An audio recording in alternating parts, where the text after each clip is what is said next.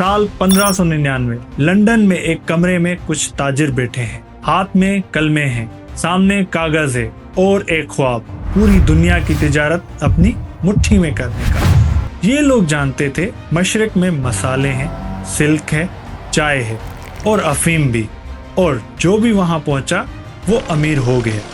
लेकिन वहाँ पहुँचना खुद ही में एक जंग थी। समंदर तूफानी था, रास्ते नामालूम थे, दुश्मन आगे खड़े थे।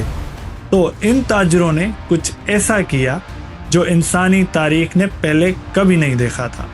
उन्होंने जमा किए अपने सारे पैसे एक साथ एक कंपनी में, जॉइंट स्टॉक कंपनी, और इस एक आइडिया ने पूरी दुनिया ही बदल दी। पहले तिजारत एक आदमी का काम था। एक आदमी पैसा लगाता था, एक जहाज बेचता था।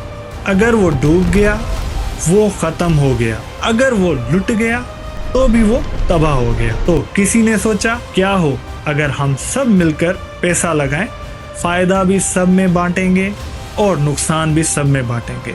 31 दिसंबर सन 1600 क्वीन एलिजाबेथ I ने एक रॉयल चार्टर साइन किया, जिसकी वजह से जन्म हुआ ईस्ट इंडिया कंपनी का, दुनिया की सबसे पहली और ताकतवर ज्वाइंट स्टॉक कंपनी। फिर सन 1602 में हॉलैंड ने भी यही काम किया, VOC के नाम से, डच ईस्ट इंडिया कंपनी।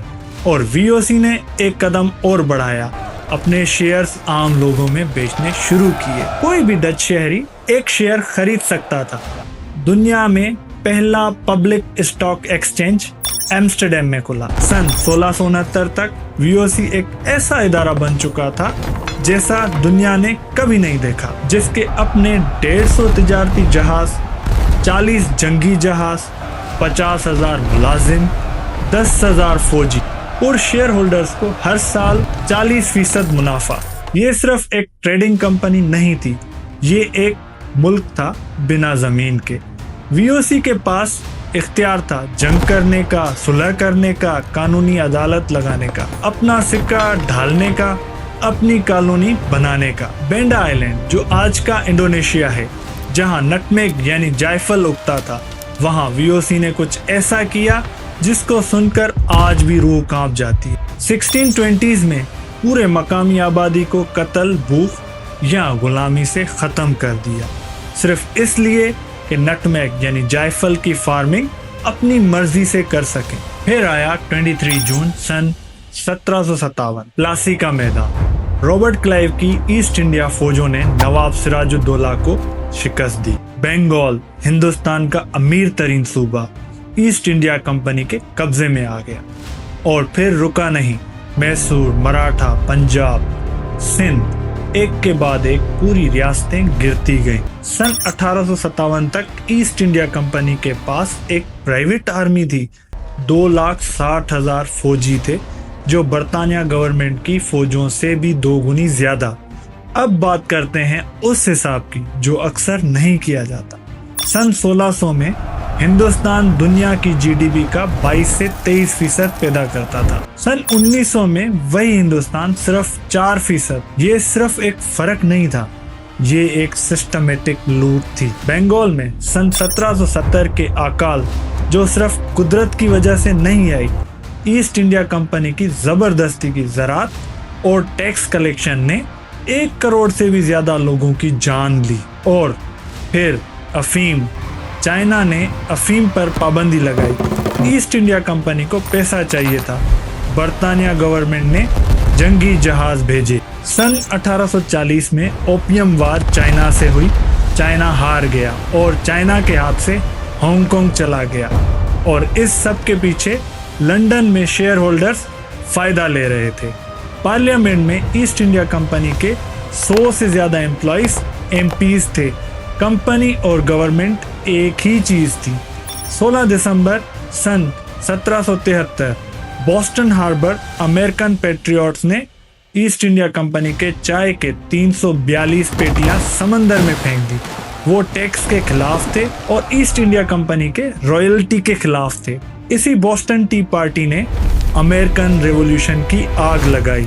एक ट्रेडिंग कंपनी का गुरूर एक नए मुल्क का सबब बन गया। सन 1858 में ईस्ट इंडिया कंपनी खत्म हो गई।